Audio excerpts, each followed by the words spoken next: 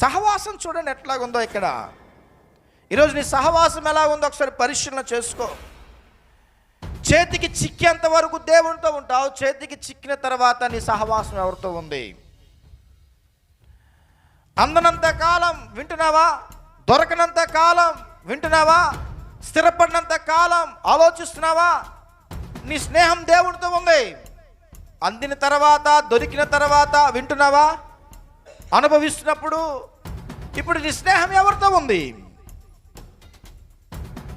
నీ సహవాసం ఎవరితో ఉంది?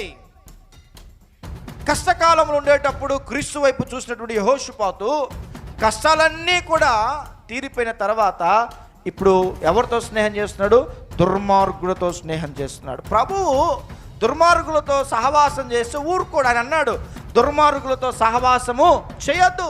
ఎందుకు చేయొద్దంటే దుర్మార్గుల యొక్క మార్గంలో నడిస్తే నువ్వు నాశనం అయిపోతావన్నాడు ఆయన.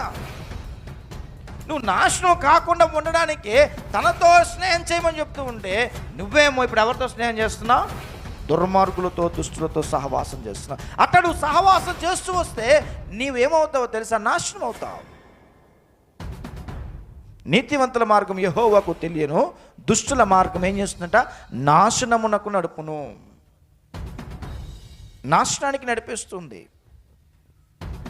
ప్రియ విశ్వాస